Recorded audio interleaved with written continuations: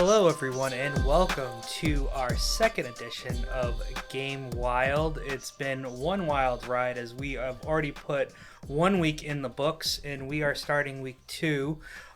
We have been working very diligently on trying to get the podcast out and getting it on all the channels that you can find your podcast, like Apple. You know, we're actually on YouTube as well as a Vodcast, Stitcher, Spotify, Google Pods, and all that fun stuff. So anyone who found us in week 1, we really appreciate it, and we appreciate your continued support. And as always, 5-star review, any type of high review you can give us on any of the platforms is much appreciated.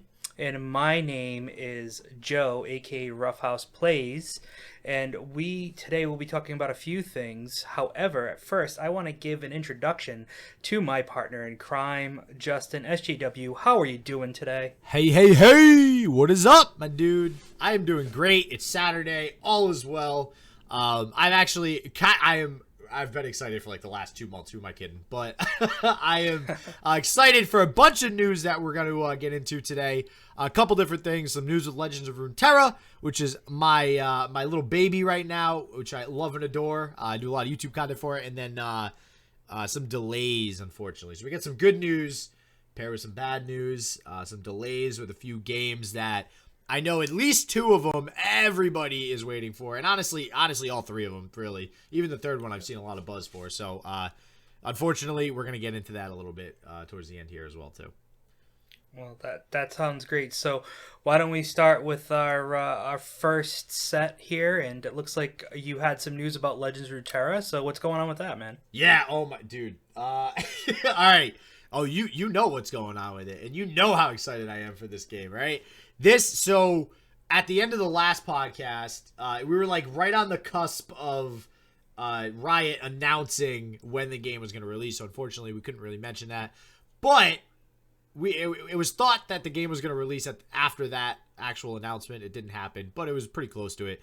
The game will be accessible as an open beta. So this was a surprise to everybody. It was not supposed to be open beta. It was supposed to be another closed beta, closed quote unquote. If you're not watching the YouTube video, I am making the air quotes right now because the closed beta was really just you put an email somewhere, you sign up, you watch somebody stream for like 8 hours, and then eventually you just get thrown access in your email.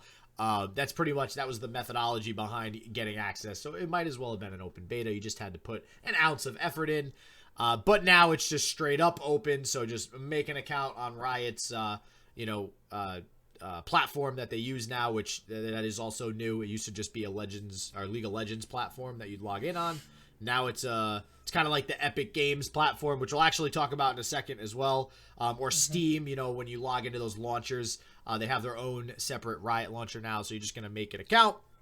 Poof, you'll have access on Friday. Next Friday. Well, so 6 days. 6 how about that, guys? Freaking days. All right. I mean, Joe's not as excited as I am. But, I don't know if I'll ever be able to get as excited as you are about things. But I believe, if I'm not mistaken, though, you had also mentioned that if you had already had access to the beta previously, you could actually get access even earlier. Is that true? Yeah, so somebody like me, this is why it's so near and dear to my heart, is I've been playing this game since the very first beta, the alpha beta, if you want to call it that. So, but the very first beta I had access to, the second beta I had access to, as long as you had access to the second beta, then you're good to go to actually get access on Thursday at 11 a.m. I forget if it's 11 a.m. Pacific Standard Time or Eastern Standard Time or whatever time zone it's in. 11 a.m. in some time zone, you're going to have access on Thursday. Otherwise, if you've never played before, you can get access on Friday. And secondly, there are nerfs that are coming for Legends of Runeterra as well. So on Wednesday, and when I say nerfs, I really just mean card changes because they're still in beta. They're going to be releasing patch notes on Wednesday on the Legends of Runeterra website and probably, multiple other facets, social media. And that will be all the card changes. So if you have been following Legends of Runeterra, Anivia, as you all know, whoever has played the game, was busted and will be getting nerfed. and there's going to be a whole slew of other card changes, especially because it's beta. You're going to see way more changes than if it were, already live gameplay. So, so looking forward to that. Ranked will be live on release as well, and you save everything you do now, so there's going to be no more resets. Once beta starts, there's no more resets. Anything you buy, anything you earn, you will keep. So looking forward to playing Ruffhouse once the game finally comes out. Looking forward to streaming it. And I cannot contain my excitement, as you can clearly see. Yeah, and I think since we've been talking about this since the first podcast, even though it was the last one we did, I think we probably will put up a video of our battle, our first card battle in the Game hell yeah. YouTube channel with us commentating our match to see how it goes. He is a veteran. I am not so much. He does a lot more digging into the cards. I kind of fly by the seat of my pants. I don't really do a lot of research into what card types I should be building or how my decks go. Well, wait, did you play any card games growing up, like Magic or anything like that? Or we played a little bit, but nothing to the extent and the passion that you bring to it. So, I mean, I've always been playing card games mostly on like Magic, video game style. I played Magic, but I was never like hardcore into it, and so most of my exposure to card games has always been on a digital level, not actually a physical level. Funny enough, I do these podcasts now, and I'm trying to do Twitch streaming, but I was a bit of a recluse when I was younger. I didn't go out and search people out or build a community. Magic and those types of games, there's communities and people that you can meet, and I don't know if it was just how I grew up or any social anxiety I may have had when I was younger, but I think I just didn't get into a lot of the social aspect. And honestly, the reason why I play video games and the reason why I am so passionate about them, believe it or not, is because I was kind of a recluse, and there weren't a lot of multiplayer games back in the day. When in the late 80s, early 90s, going into the early 2000s, multiplayer was when your friends came over and you had that extra controller. That LAN party, Halo LAN party. or if you were a PC gamer and you LANed it, you know what I mean? I mean, I was talking about even further back than Halo, but I still remember. You're dating yourself now. You're dating yourself now. I am, but I still remember when, you look at, if you're on the podcast or watching it on YouTube, you can see my freaking wallpaper will date my house. So, anyways, the big situation was, I remember being in college and we were on a bus, and my buddy pulled out the network adapter for the PlayStation 2, and he was so pumped to play Madden online, because it was one of the first games that you could play online with the PlayStation 2 network adapter. Yeah. And it was just this like big box that you put in the back, and you plugged it up, and you're like, let's go, we're gonna destroy this, let's rock it. And we were all pumped about it. But fun fact: do you remember what the first system was that had like network capabilities? Yeah, Dreamcast. You nailed Dreamcast. It. Okay. Sega this Dreamcast. This is why I do podcasts with Ruffhouse, everybody. This is why. Sega Dreamcast was the first one.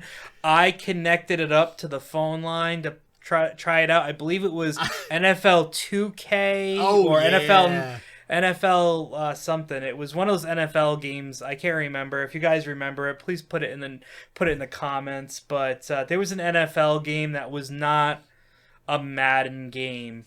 Made by 2K Sports, I believe, and I think it was just called like NFL 99 or something like that. Before they got bought out, before that whole purchase of 2K and all that. Before Mega Empire started to come together. Yeah.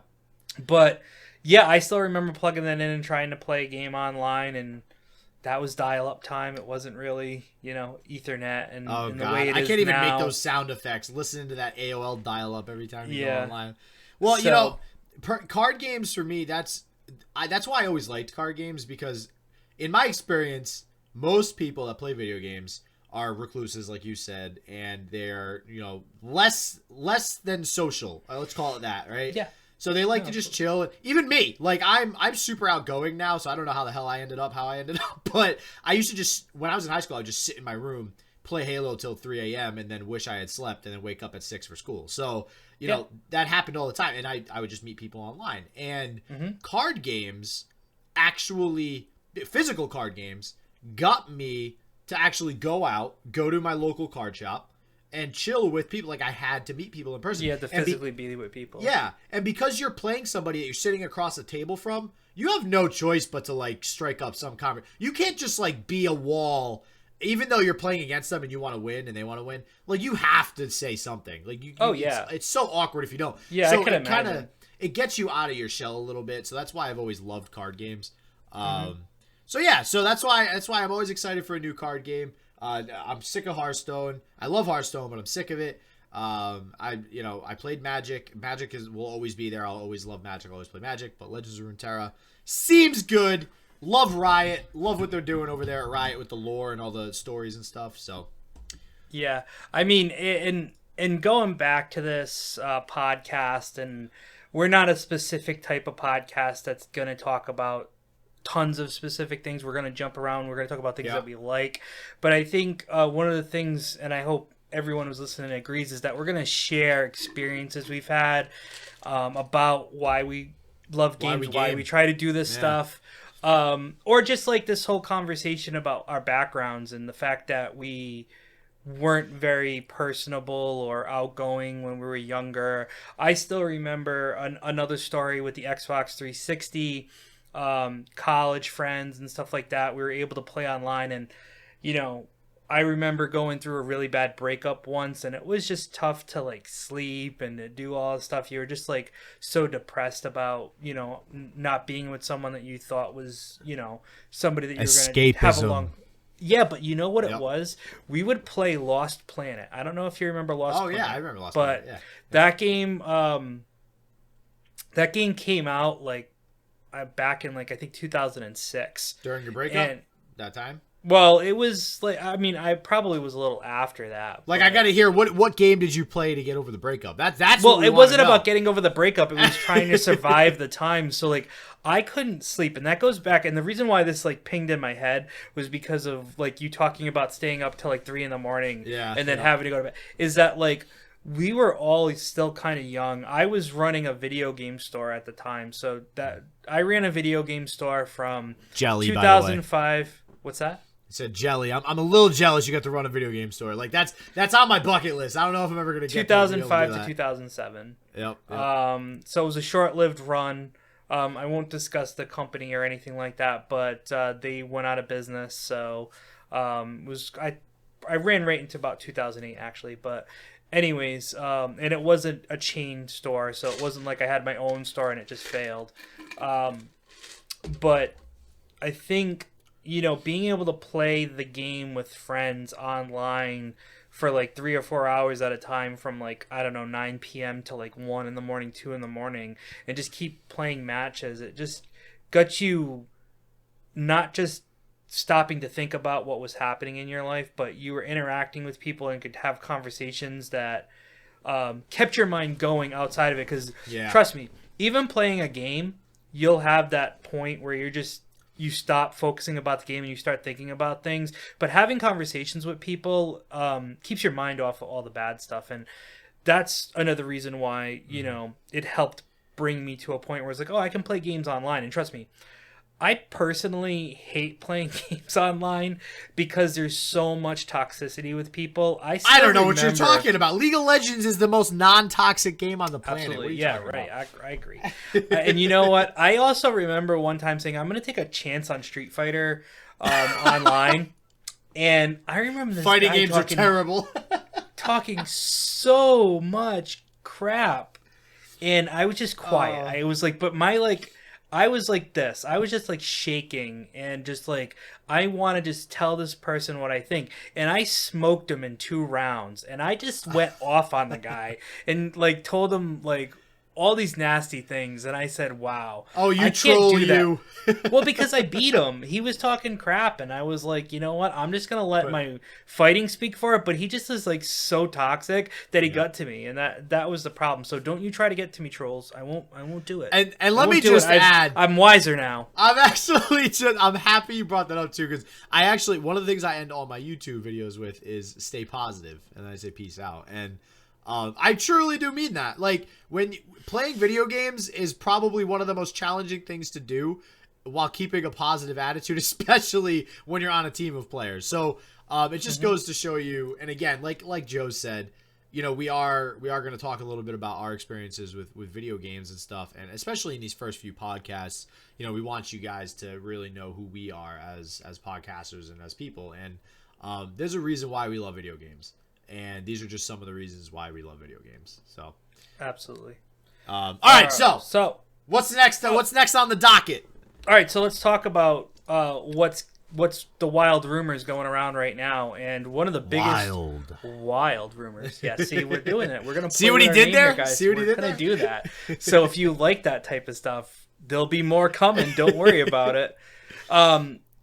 So the way we work is we just look through news and articles and stuff, and anything that catches our eye is what we're going to talk about. And that's why I say we really don't have a structure per se.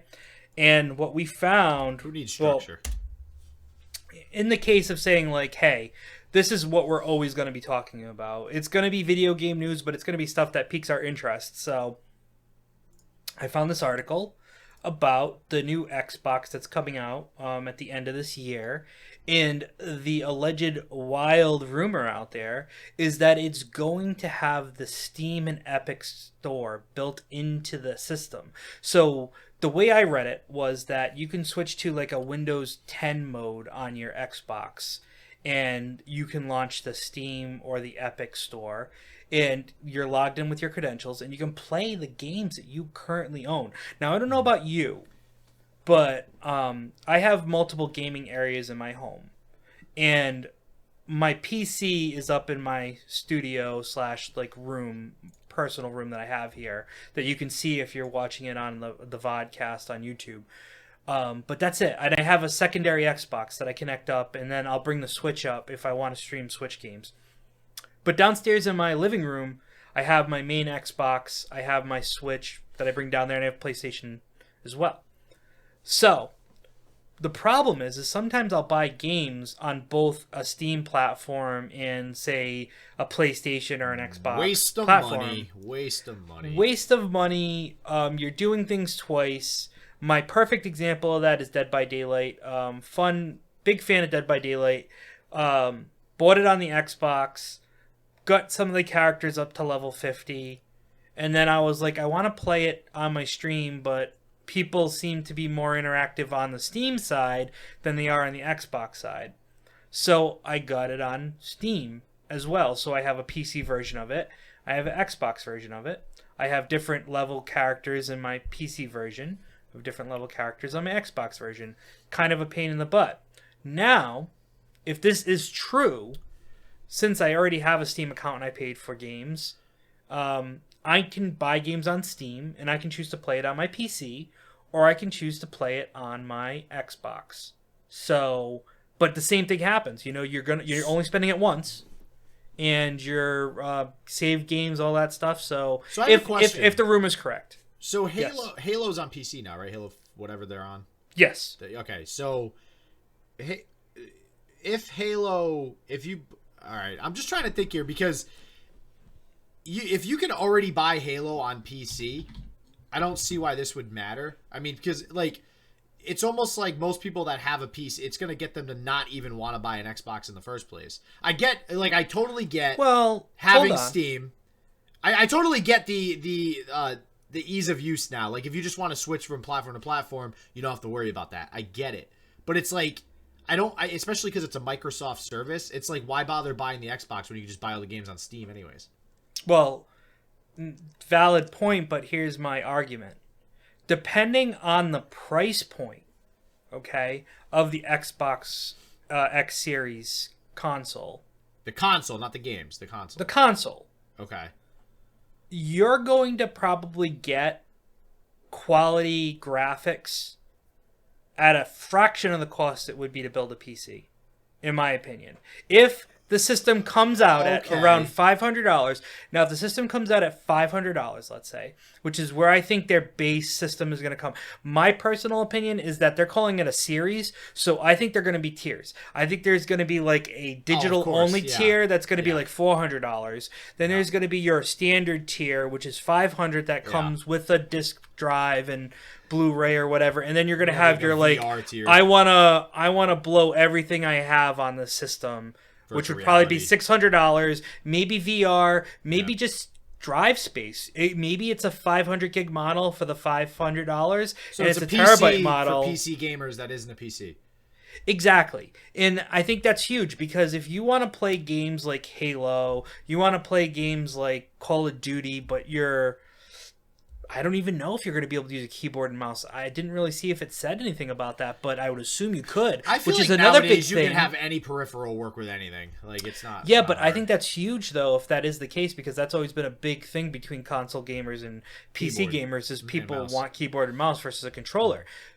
This merges everything together possibly, and if people can spend $400 or $500 on a console that can give them graphics of a PC that probably would cost them double that, why not? And I think it's like at that point, why bother? Screw Xbox in general. Why bother buying a console? Like, let's say all the consoles work with Steam. But that's exactly my point. I just gave you the valid point. It's the point of I could save $500 to $700 on building my own PC or going to a place like Best Buy or Dell or Alienware, which is part of Dell, and buying it.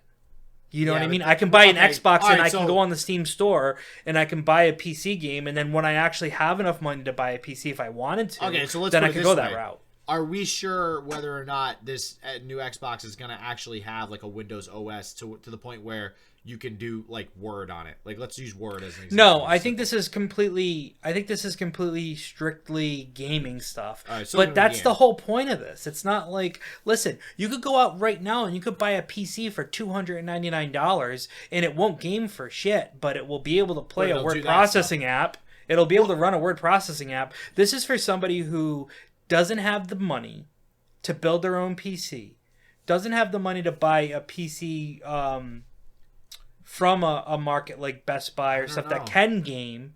In my mind, saving money. Let's say it's $500, like you said, right? You can't get a PC, in my opinion, that will play the quality Xbox will be able to play for $500. No, I agree. Once again, speculation on all of this, guys. I don't know the price point for Xbox X. Yeah, $500 I don't know if this is.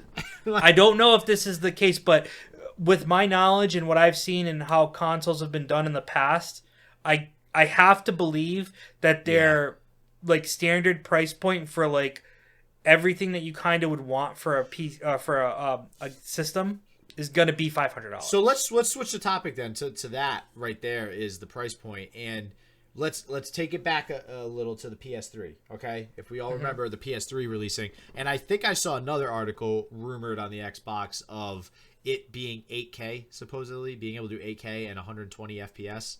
I was just talking to Razer about this the other day. Did you see that? Yeah, I mean, I haven't, but that's ridiculous if it can do that. And that would be ridiculous. Well, here's my concern now. And now they're saying it can do Steam. So this does, if they're going more towards the let's make it like a computer type deal, but obviously, you know, like you said, no Word and stuff like that, so it's not fully a computer.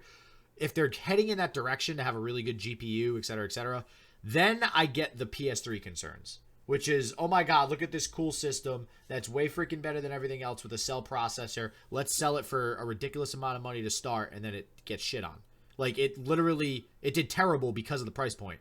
And now with everything I'm seeing on the Xbox, I'm starting to think, okay, this Xbox might not be $500. It might be $600 or $700. And then the PS4 is going to come in $100 or $200 lower than it, and then it's going to get screwed. No, see, I think that's where you're wrong because something like this already happened. What you're talking about actually happened with the Xbox One. So the Xbox One was not as powerful as the PlayStation 4, and the price point was $100 more.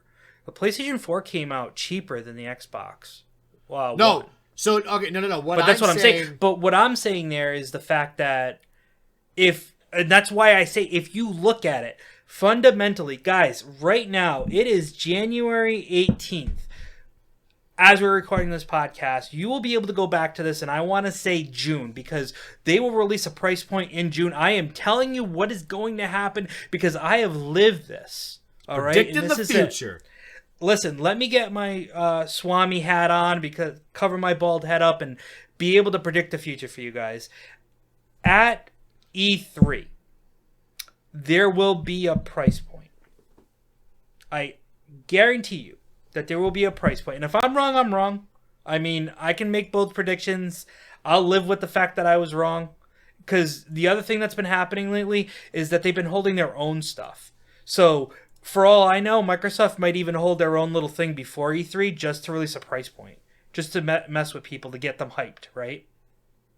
But my whole thing is a lot of people are calling this, and even Microsoft, to my knowledge, is calling it the Xbox X Series.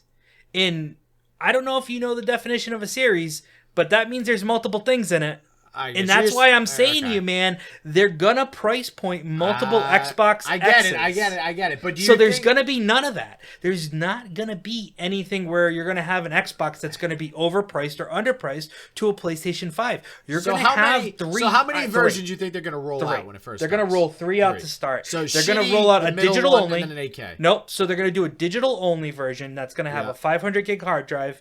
That's gonna be priced at $400 or $450. That's my guess. Okay, these are all guesses. Mm-hmm. They're going to have your standard market price $500 system, comes with your disk drive, comes with a 500 gig hard drive with expandable storage like the ones have now, $500.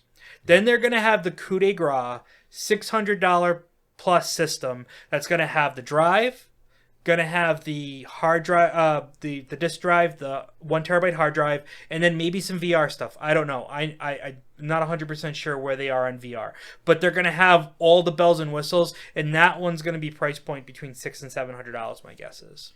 All right. Well, I think let's table the Xbox versus PlayStation discussion for another podcast, because I do want to get back to the Steam a little bit here too. Okay. Well, you could see Steam coming off my head. I know, dude. That's what I'm saying. If we get into this too much more, it's gonna go on we're gonna have a whole other hour discussion on Microsoft, Xbox. Forget your positivity today. Yeah, no more positivity now. No more positivity. Right. The gloves are off. So I guess my final question here with the Steam on Xbox is, and I saw an article about this, totally different article.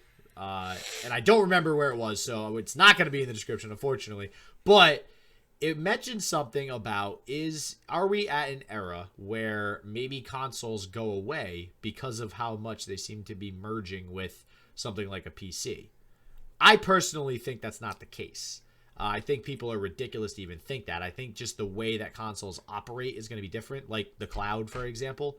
But it would still be something that you purchase, like a subscription to the cloud, and you have access to 8K games or whatever it may be, or virtual reality. So what are your do you think the whole Steam on Xbox thing plays towards that thinking of the physical console is going to go bye-bye? Or no, because you're playing it on a physical console. I know, but let's like Steam, because Steam to me is something that could be on the cloud. Steam is like one of the first things I think is going to be almost like a platform on the cloud. Kind of like what they're trying to do with the Google system. Stadia? The great Stadia. That's so awesome. That everyone's been crapping on. Yeah. Listen, I mean, good for them to try it out. You're going to have failures in life, and Google has enough money to fail at this, but they're going to learn a hell of a lot. But the thing that they're going to miss out on is, I think, people like Microsoft and Steam and those places are going to see it and be like, okay, what can we learn from their mistakes? And yeah, it's possible cloud gaming is going to be there, and it's going to be, whether it's console or through a PC, I think everything's still going to be there. I don't think anything's ever going to be truly eliminated. I don't think so either. If it was, they wouldn't be making a PS5 or an Xbox X Series, but if anything, I think they might build it into like now you can buy a TV that has the hardware built into it for the capabilities of gaming, right? Something like that. But it's still, you're still buying hardware. You're still buying a console. It just happens to have a television attached to it. So exactly, even if it's a flat, see-through glass console that you can fold up and put in your pocket, whatever it is, it's still gonna be there. So Right. All right, let's get on to Nintendo now. We're on the console conversation. So I guess you had actually found this article as well on Nintendo. Yeah. So I'm usually the one it. who finds the articles because. Just so you guys know, SJW doesn't know how to read very well. No, I'm just kidding. Yeah, just I'm a little illiterate, guys. I spell backwards. You know, it happens.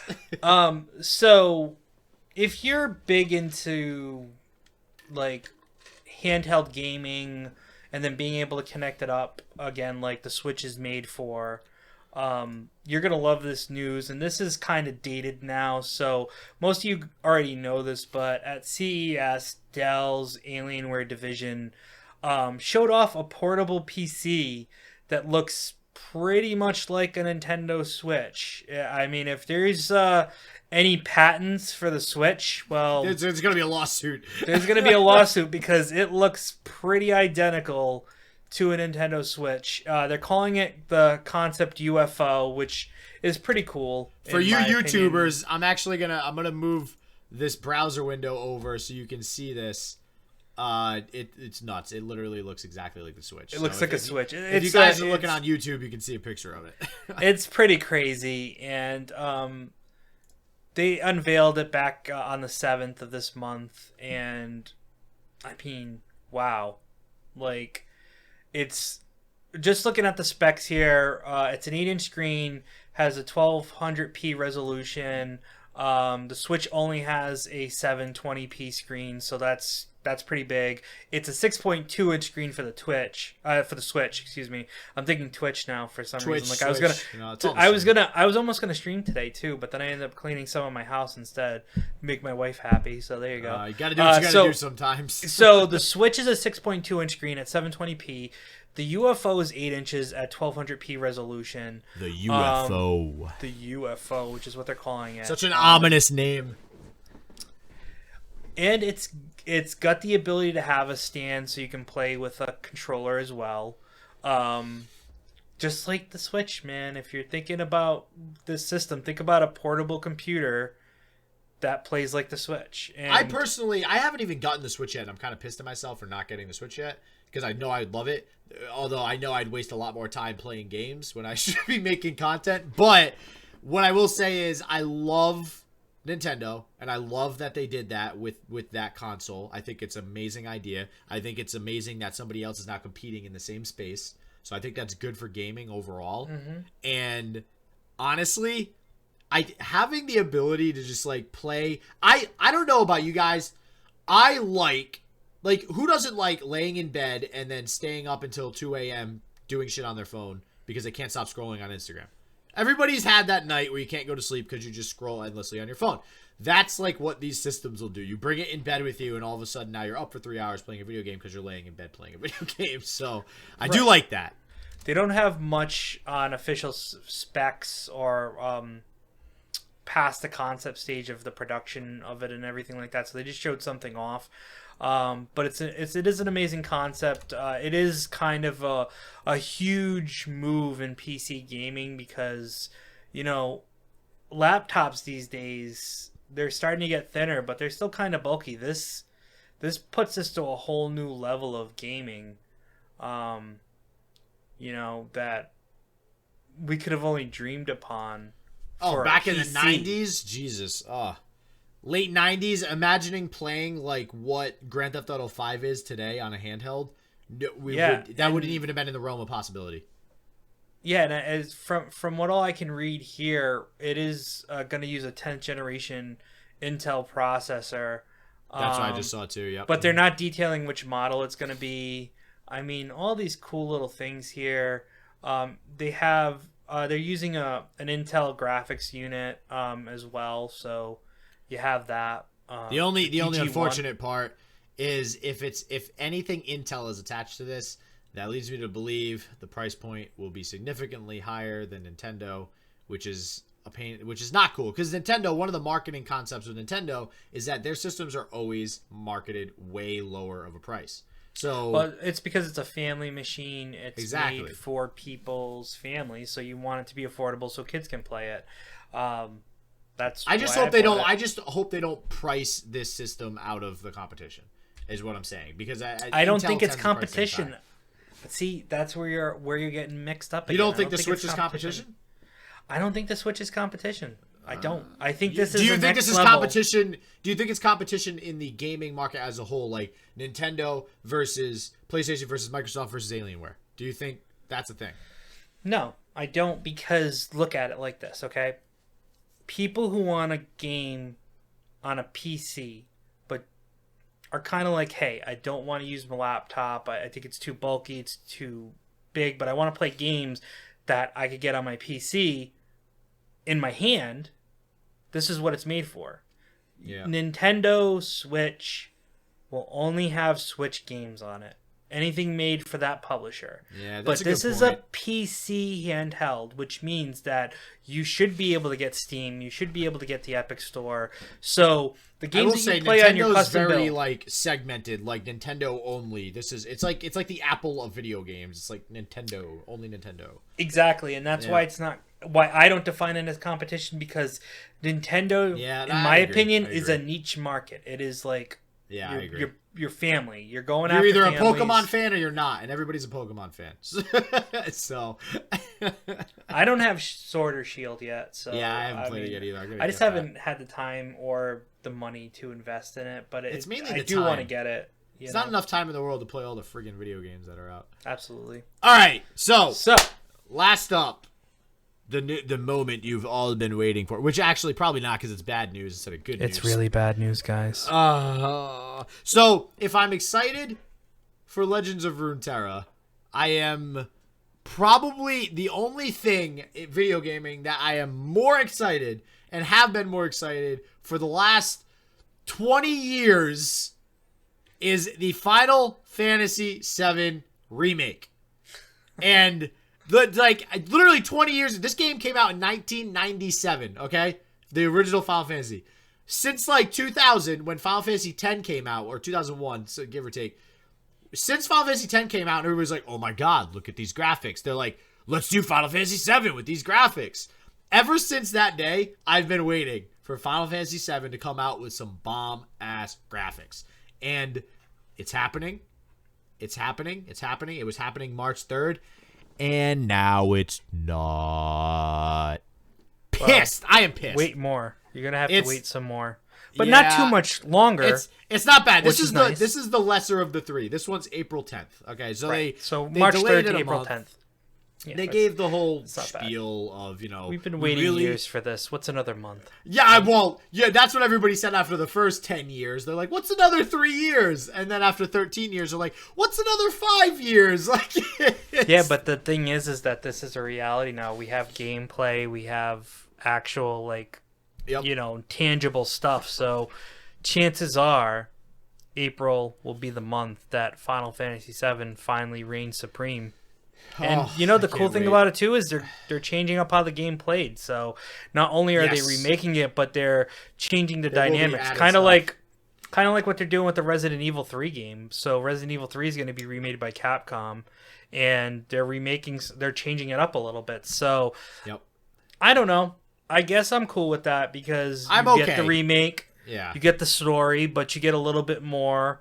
If you're big into the lore, there's a little bit, lore there that you can kind of delve into. I was always huge into the Resident Evil stuff, so to find out more about the background of characters and stuff like that was always big for me. So whatever they change up, if it is a little bit more on story plus game mechanics, I'm all for it. I'm okay with it, because like you said, what's another month? At this point, that actually holds true. Before, it was a joke about waiting extra years, but wait, for it to have been 20 plus years and we're 1 month extra, I'd rather them get those last shadings and color changes down to have everything look perfect than rush it a month earlier. Right. So I'm cool with it, but it is Cloud's hair needs to be perfect. Cloud's hair needs to be majestic, okay, and it will be very majestic. All right, next up we have Marvel's Avengers. So this is very much a Square Enix bad news bears. Yeah, with the and Spider-Man's not in it, but one of Joe's favorite Avengers, Spider-Man. It was supposed to be in May. No exact dates here, but it was supposed to be May, and now it will be September. And I mean, this is of these three that we're discussing right now, this is the one I'm least excited for, but me too. Believe it or not, me too, but it's Yeah. kind of funny.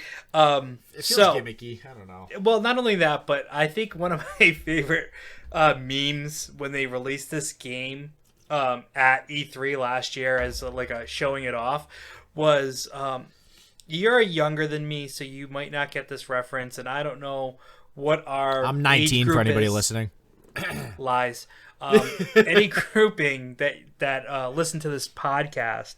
So there was a movie called Spaceballs, and I don't know if you ever saw it. Have you ever seen that movie? Oh yes, I've seen Space. You think I'm not old enough to have seen Spaceballs? I don't say that you're not old enough to see Jesus. Spaceballs. It just might not be part of your encyclopedia. What was it, like movies. 94 or something? It came out, or was it in the 80s? No, Mike. No, that was the 80s, brother. Sorry. Wow, it's that old? I mean, I did see it, but I didn't know it was that old. I thought it was like early 90s. So, Damn. I'll get you the time right now. We'll do this live, so because that's how I am. So, Spaceballs, 1987. Oh wow, that's older than I thought it was. But yes, I've seen Spaceballs. So there's a part where they capture the protagonists, and they happen to be all their stunt doubles. I don't know if you remember that. Yeah, they captured all their stunt doubles.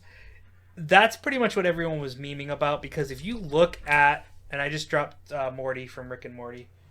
He fell. Oh, he's all the way in the back now. I can't get him. Morty's gonna stay on the floor. But of course, Rick and Morty comes up while we're talking about Spaceballs. My knee six fell. Yep. So, anyways, if you look at the faces, everyone was expecting it to be the Marvel Cinematic Universe, like modeled after Robert Downey Jr., Chris Hemsworth, all those people, but they weren't. So people are like, "Oh, look, it's their stunt doubles are basically playing this game." So that kind of actually turned me off from the game, believe it or not, which I think is weird. But I agree. I'm not super excited about it as much as I would be about the Spider-Man game that came out for the PS4. And wait, is this one the one that's supposed to be an MMO? No, it's not. No, what's the one that's an MMO that came out? Is it Marvel's? Wait. No, MCU? Was it MCU? No, there was a game. I can't remember the exact name of it. But it's no longer with us. Actually, they shut their doors down, which I thought was really Oh, Marvel Heroes. Marvel Heroes. Yep. I actually spent money on that game, so this is kind of one of those things where it was a free to play MMO. Oh, it was free to play. And yes, you could that's buy. right. And you could buy stuff. Like, I bought the Spider-Man pack when he came to the MCU for the first time. So I had the Tom Holland Spider-Man skins and all that stuff. Can we just take a second to recognize, too, we had the free-to-play discussion in the last podcast. Can we just take a second to realize that the Clash of Clans made a crap ton of money as a free-to-play game, but somehow a Marvel free-to-play MMO RPG tanked? Like Clash of Clans is such a simple idea. Marvel is like, oh my god, you can be Spider-Man and level up your skills and go to like all these cities and save the world. Nope. No, sorry, we're not interested. Sorry. Alright, and last up we got Cyberpunk 2070. I'm definitely getting this game. I am getting this game. Keanu freaking Reeves is in this game. I'm getting this game. Except now I'm getting it a few months later. So this one's going from April to September 17th, which stinks. So a lot of stuff is moving to September, but now at least this gives me time to beat the Final Fantasy VII remaster, the remake, by the time Cyberpunk comes out, because I cannot get both at the same time and not lose my job. So yeah, I mean. Maybe this time around I'll actually beat the Ruby weapon. I was able to beat Emerald weapon, but actually, fun fact. So you might not know this then. With Final Fantasy, and I don't know if anybody listening has heard this or not, but they are releasing multiple discs. So this first one is only going to be just in Midgar in the beginning of the game, and then it's done. So then they're going to release a second one. So the game itself is probably going to be much longer for each third of the game. They're doing 3, but they're going to release it as a trilogy, as the whole game. So similar to how, if you remember, the very first one that came out was 3 discs. Yep. But you just had to change the disc. Now It's just you need to buy a whole new game, which kind of, it's definitely a money-making tactic. But if they do it correctly and the first one is as bomb as I think it will be, then I don't think anybody is going to have any issues paying for 3, separate games to get the entire Final Fantasy experience. But it needs to wreck, though. It needs to, like, blow everybody's mind. If it doesn't, it's going to get shit on, and nobody's going to buy the follow-ups. Yeah, so they got to be really careful. That's pretty rough. It's either it's like a full, they're risking it all on Blue 22 or Black 22, and if they don't hit Black 22, then they're screwed. They ain't gonna win nothing. So we'll see how that goes, but I am excited for the game, and that's the unfortunate news that we have for you guys at the end here. So yeah. Anything else you want to add? Well, I hate ending on a somber note, but unfortunately that's positivity. He wants to be positive. I'm gonna be the Eeyore of the group and just be bringing it down. We gotta stay positive that they're not gonna change the dates again. How's that? That's what we're gonna stay positive about. So come the end of February, we're not getting another announcement, and we're not having another podcast that, hey, Final Fantasy's delayed until 2022 now, and Cyberpunk 2077 is delayed until 2077. Yeah. See, you knew where I was going with that. I knew what was up. So that let's say positive. That's not gonna happen. Exactly. So once again, I want to thank everyone for listening to the podcast. Hopefully you had just as good of a time as we did. And once again, if you don't mind rating us 5 stars, we'd like that, and some nice comments below. Subscribe to our YouTube channel as well, because, you like to watch us on video, right? Maybe not. I mean, or just our dulcet tones. Or just, why wouldn't you want to look at these beautiful faces right here? Look at this. Yeah. Yeah. And then I see your Dragon Ball Z shirt. So you obviously. Which Dragon Ball Z Kakarot dropped. Yes! I'm so mad I didn't get watch that some of those. I gotta watch that on Twitch to see how it is, and maybe I'll pick it up. I'm a huge Dragon Ball fan. I might pick that up too. That's more of like a storyline, right? Like RPG. I think so, and that's why I want to watch it. It is definitely RPG based. You can level up Kakarot in different ways. So I'm gonna probably watch that on Twitch. And once again, we are Twitch streamers, so my handle is Ruffhouse Plays. I am on. God, it's tough because life has been difficult these past few weeks. I try to be Tuesday, Thursdays, and Fridays. I try to start around 7 o'clock and go to whenever. I know right now my Twitch channel says otherwise, but I'm trying to fix that and work out a schedule that gives me a little bit better of a work-life balance, because work has been taking over a lot of my time, so I haven't had time to stream. And SJW, why don't you throw out your times as well? I do Monday, Friday at 6 p.m. to 8 p.m., and then Saturdays at 10 a.m. until 12 p.m. usually. And I will say starting next Friday. So Monday I'll be streaming, who knows what, Rocket League, League of Legends, I don't know. But next Friday I will probably strictly be streaming Legends of Runeterra for at least a little while. Maybe throw some Hearthstone in there just to remind myself of how bad that game currently is and how great Legends of Runeterra hopefully will be. So yeah, come check me out. I got a YouTube channel as well. You can check out that. And I had a blast, man. So just so you guys know, since you said it, I am currently playing Meteor Fall Crewmit's Tale, which is a card game as well. That's what I've been playing lately, and that's what I'll probably continue to play. But once again, I want to thank everyone for coming on this wonderful adventure with us. We will be back next week with God knows what, but we will be back next week. I want to thank everyone for wilding out with us, and we will see you next week. Peace out. Keep it wild, everybody.